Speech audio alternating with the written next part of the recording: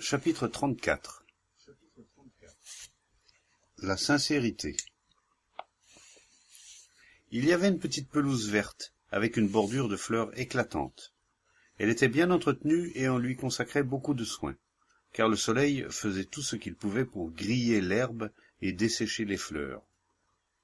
Au-delà de ce beau jardin, à quelques maisons de là, il y avait la mer, bleue, étincelante de lumière. Une voile était là, toute blanche. La chambre s'ouvrait sur le jardin, les maisons et les arbres, et à l'aube et le soir, la vue sur la mer était admirable. Pendant le jour, les vagues avaient un éclat dur, mais il y avait toujours une voile, même en plein midi. Lorsque le soleil descendait dans la mer, un chemin écarlate se dessinait jusqu'à l'horizon. Il n'y avait pas de crépuscule. L'étoile du soir se levait à l'horizon, puis disparaissait. Un fin croissant de lune prenait possession du ciel, puis disparaissait bientôt dans la mer, toujours mouvante, et la nuit s'installait sur les eaux. Il n'arrêtait pas de parler de Dieu, de ses prières, du matin et du soir, de ses jeûnes, de ses vœux, de ses désirs brûlants. Il s'exprimait d'une façon claire et précise, et il trouvait toujours le mot juste, sans hésitation. Il avait l'esprit bien entraîné, et il devait cela à sa profession. C'était un homme vif et aux yeux brillants, encore qu'il y eût dans son attitude quelque chose de guindé. Tout son corps trahissait une obstination et un manque de souplesse. Il était manifestement doué d'une volonté puissante, et bien que le sourire lui montât aisément aux lèvres, il était toujours sur le qui-vive et toujours prêt à se dominer. Il menait une existence très régulière, et s'il changeait parfois ses habitudes, c'était par un décret de sa volonté. Sans la volonté, disait-il, il ne peut y avoir de vertu. La volonté est absolument nécessaire pour triompher du mal. La lutte entre le bien et le mal ne cesse jamais, et seule la volonté peut faire échec au mal. Il y avait en lui une certaine tendresse aussi, et il regardait souvent la pelouse et les fleurs en souriant, d'un air heureux. Mais il ne laissait jamais son esprit errer hors des limites que lui avait imposées sa volonté. Bien qu'il évitât soigneusement tout écart de langage, toute manifestation de colère ou d'impatience, sa volonté le rendait parfois étrangement violent. Si la beauté ne dérangeait pas l'ordre de ses pensées, il l'acceptait volontiers. Mais on sentait chez lui la peur de la sensualité dont il essayait de contenir la douleur. C'était un homme instruit et de manière courtoise, et sa volonté le suivait comme son ombre. La sincérité ne peut jamais être simple. La sincérité est le terrain d'élection de la volonté, et la volonté ne peut pas dévoiler le mécanisme du moi. La connaissance de soi n'est pas le produit de la volonté.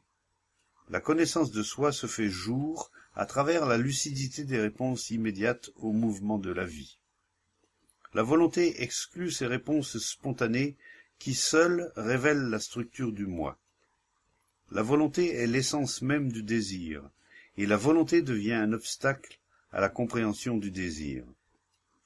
La volonté sous toutes ses formes, qu'elle soit tournée vers les cimes de l'esprit ou vers les racines les plus profondes du désir, ne peut jamais être passive, et ce n'est que dans la passivité, dans le silence vigilant, que la vérité peut être. C'est toujours entre les désirs qu'il y a conflit, à quelque niveau que se situent les désirs. Opposer un désir aux autres désirs ne fait qu'engendrer une résistance ultérieure, et cette résistance est la volonté. La compréhension ne peut pas venir d'une résistance.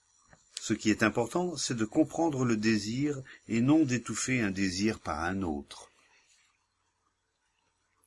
Le désir de réaliser, d'obtenir, est la base de la sincérité, et ce besoin, qu'il soit superficiel ou profond, conduit toujours au conformisme, qui est le commencement de la peur. La peur limite la connaissance de soi à l'expérience, et il n'est pas possible de transcender l'expérience. Ainsi limitée, la connaissance de soi ne fait que cultiver une conscience du moi en étendue et en profondeur, et ainsi le conflit et la douleur ne cessent pas. Vous pouvez vous oublier ou vous perdre délibérément dans telle ou telle activité, en cultivant un jardin ou une idéologie, ou en soulevant tout un peuple pour le mener au combat. Mais vous êtes maintenant le pays, l'idée, l'activité, le Dieu. Plus vous vous identifiez, plus le conflit et la douleur s'intensifient, et ainsi l'effort pour s'identifier à quelque chose n'en finit pas. Ce désir de ne faire qu'un avec l'objet choisi provoque le conflit de la sincérité qui empêche toute simplicité. Vous pouvez vous couvrir la tête de cendre, porter un pagne ou vous faire mendiant, mais ce n'est pas cela, la sincérité. La simplicité et la sincérité ne peuvent jamais aller de pair. Celui qui sait identifier à quelque chose, à quelque niveau que ce soit, est peut-être sincère, mais il n'est pas simple. La volonté d'être est l'antithèse même de la simplicité. La simplicité vient lorsque le désir d'acquisition ou de réalisation cesse. La simplicité est la lucidité passive et vigilante dans laquelle le sujet de l'expérience ne cherche pas à garder la trace de son expérience. L'introspection empêche cette lucidité négative. L'introspection a toujours un motif: être libre, comprendre, obtenir. Et ce désir ne fait qu'intensifier la conscience du moi. De même, les conclusions introspectives interdisent la connaissance du soi.